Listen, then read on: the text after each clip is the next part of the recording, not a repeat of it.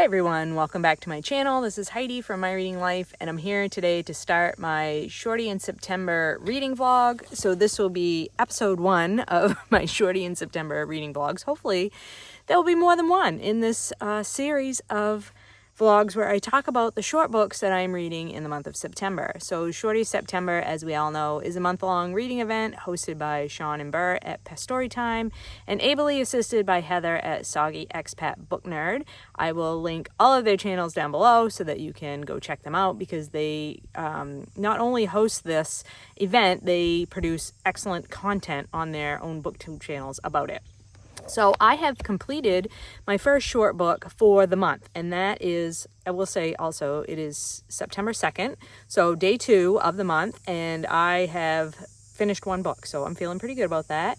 And this one is Eleanor Knows by Claudia Pineiro, translated by Francis Riddle from the Portuguese, I believe. So Claudia Pineiro is from Argentina, and this book takes place in Argentina in Buenos Aires, and it is about an older woman who has Parkinson's disease. Her daughter has been found dead, and she does not accept the reason that the police give for her daughter's death. And so she determines that she is going to investigate matters on her own. And so this begins the story, and it's basically all takes place in one day. This woman struggles trying to move her body around to do the things that she wants to do while dealing with her disease. It is incredibly, just incredibly engrossing. It is sort of, I've heard it described as a mystery, and there is a mystery at the heart of it, but it's not a mystery in the most common definition of the phrase. It is more of a character-driven novel. You're really in the head of Elena the whole time. She's having flashbacks of her life and her daughter, her relationship with her daughter. It is a mother-daughter story at the heart, and it is also a story of social things, like how the elderly are treated in our society, how people with debilitating illnesses such as Parkinson's are treated in our life, and the descriptions of Elena just trying to do common everyday things like get out of bed in the morning, use the bathroom, maneuver her body through a subway station. All of that kind of stuff is so emotionally compelling in this book. I just blazed through this. I read it in just a few hours. I thought it was excellently done. I mean, the writing is so good. I loved everything about this. I love this actual book, this physical object that's produced by Charcoal Press, which is an indie publisher. I love the quality of the books that they produce, so that's awesome. Everything about this was an excellent experience. So everybody was right. I sat on this way too long. Please don't sit on it yourself. Please pick this up. If anything that I've talked about sounds interesting, I would highly encourage you to try this book. It was excellent. So wonderful start to my Shorty September. The next book I'm going to pick up is another short one, and this is Maud Martha by Gwendolyn Brooks. And I really didn't remember what this one was about, and I've since, read the flap and figured out what this book is about. This is a slice of life story following a woman in the 1940s in Chicago. She's a Black woman, and she is trying to live her life. She's married, and I think she and her husband want different things out of life. And it just is, like I said, sort of a look at an everyday average life in that time period. From this perspective. And so I am down for this. It is only, I think, 120 pages or something like that. So hope to finish this one today, which would mean 2 books for the first 2 days of September. That's my goal. I have no plans for this Saturday. As you can see, we're up at our camp at the lake. So it should be a fun day to just hang out and read.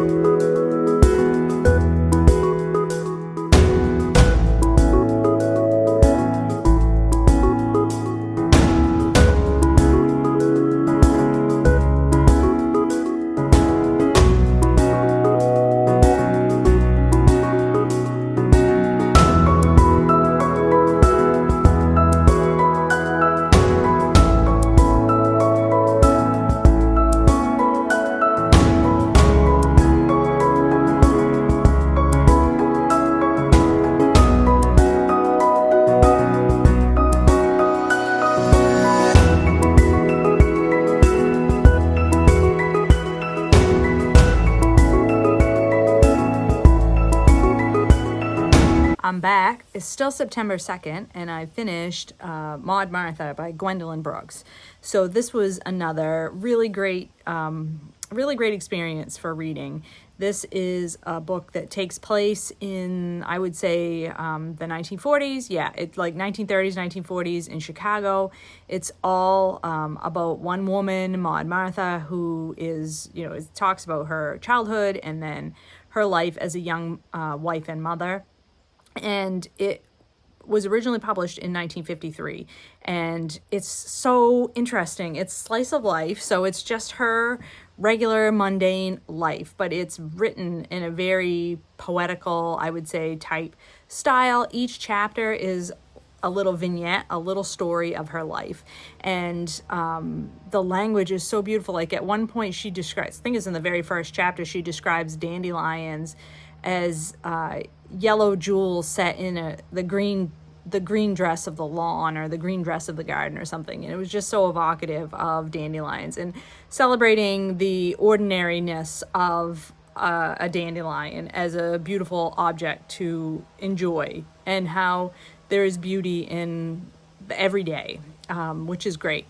And this book also addresses not just the everyday and what's wonderful about ordinary lives, but it also talks about what it's like to be a Black person growing up in this time in Chicago. Maud Martha has aspirations to, like, not necessarily do anything, outside of having a family or whatever, but she wants to do everything to the best of her ability. She wants to use her intellect. She wants to be seen as an important person, not important because of, that she's done something that's unusual, but just important as a person. And she experiences a lot of sort of everyday put downs or racism or slights or whatever, but she always comes back with this attitude of trying to make the best of things, but while also acknowledging how hurtful things are and how things make her mad and make her angry. So she's not like some fainting flower or anything like that, but she's also acknowledges that you have to find the good with the bad. So I just thought this was a really lovely novel. I like a book that tells this almost like a collection of vignettes or like super short stories, all about the same person. They're all connected, but it's not really, there isn't so much plot in this book because it really is just her life and her talking about different incidences that happen in her life. And, some things are funny and some things are sad and some things will make you angry, but it is just the description of the life of a person growing up in this time period and becoming a young adult in the period of the 40s. The book ends, I think, the ending of the book is right at the end of World War II. So another successful read for Shorty September. So that's book 2 down already on day 2.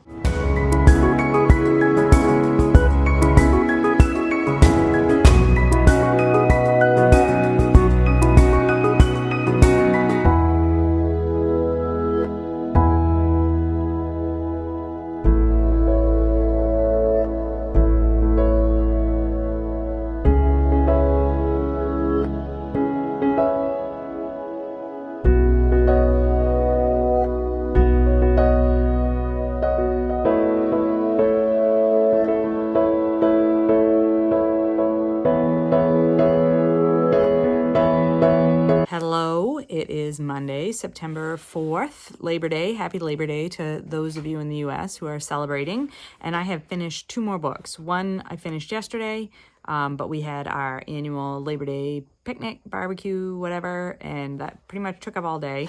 But I did finish Cannery by John Steinbeck, which is a modern classic, and I love this. I thought this was so funny.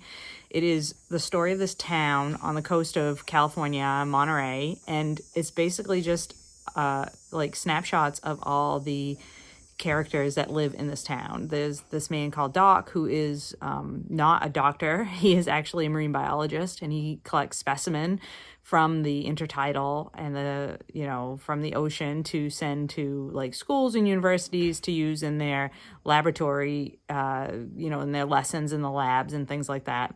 And there is a man who runs the grocery store who is Chinese, and there is this group of men who live, they're basically bums, hobos, whatever, but they finagle their way into living into this building, 3 or 4 of them together, and they get up to all kinds of shenanigans. It's very, very funny. There are all these funny different episodes, and it's very episodic. Like each chapter is basically a different episode in the lives of the people in this town. There is a brothel in the town, and so the ladies of ill repute play a role in the shenanigans that happen. It's just really funny. I laughed out loud multiple times. I read sections out to my family, and they laughed. So I would highly encourage you, if you're looking for sort of an Americana slice of life picture of a community in this takes place in like the 1950s in America. Very, very funny and sort of nostalgic and just a good time. I had a really enjoyable time reading this book. And then I picked up last night before I went to bed, I picked up The Student by Cary Fagan, which is Canadian literature. And there's 2 sections to the story. The first section is in 1957. We're following this young woman, Miriam. She is a senior at college, and she has high ideals and high hopes for herself in terms of her academic career. She wants to go on to grad school, and she wants to study. She wants to be a professor of literature eventually. She's very, very intelligent, very much knows her own mind. And some things happen to her during her senior year that really caused her to question her own beliefs and her ideals and her sort of self knowledge. And then we go forward. The second half of the book is about her life in 2005.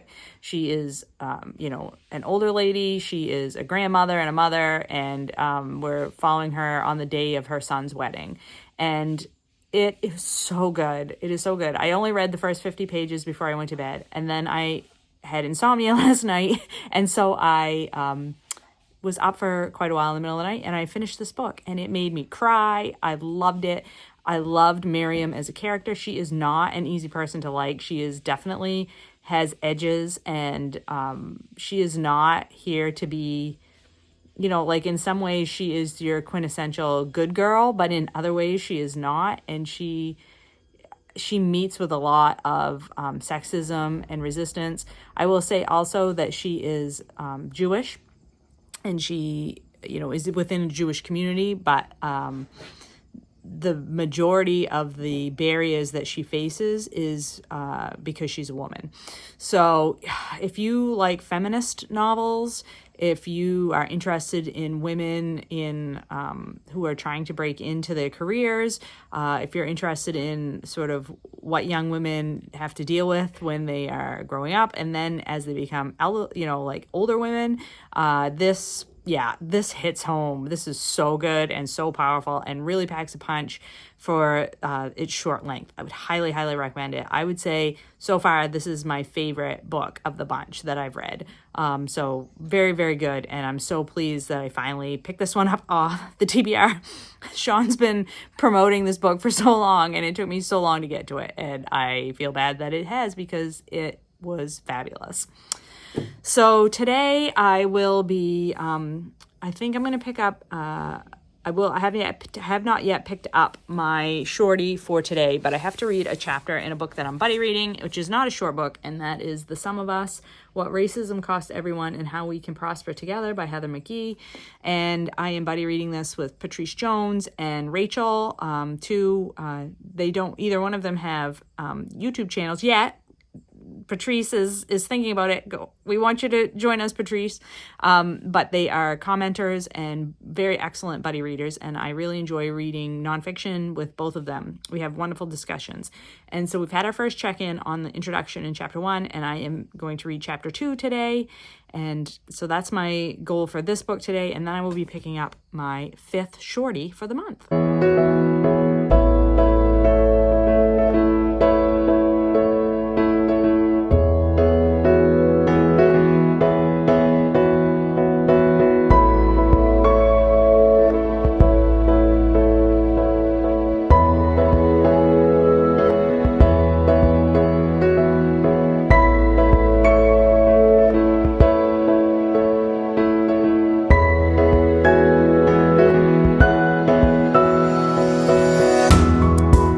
Hello, it is September the 4th, Monday, Labor Day. It's later on. I think I had a clip from earlier today, and now I am back home, and I wanted to film my last clip for this weekend's vlog, the long weekend vlog, by saying I finished another shorty. So that makes 5 for the weekend. I'm thrilled at my progress. And this is the longest shorty that was on my list, so even better. So this is Anything is Possible by Elizabeth Strout. It is the second book in the, I think it's called the Amgash, I'm not sure how you pronounce it, the Amgash series, or basically the Lucy Barton series. And it is a collection of short stories that are linked together, all about different people that live in the town that Lucy Barton is originally from. And it is a town that has some pretty dark and twisted characters in it. I was not expecting how twisted these stories would go. So you do see a little bit more of Lucy herself and Lucy's siblings, Lucy's family, and then other people in the town that she mentions in My Name is Lucy Barton. And I really like the way that Elizabeth Strout just kind of develops these characters, talks about this place, and delves into human nature through her writing, and I just appreciate that.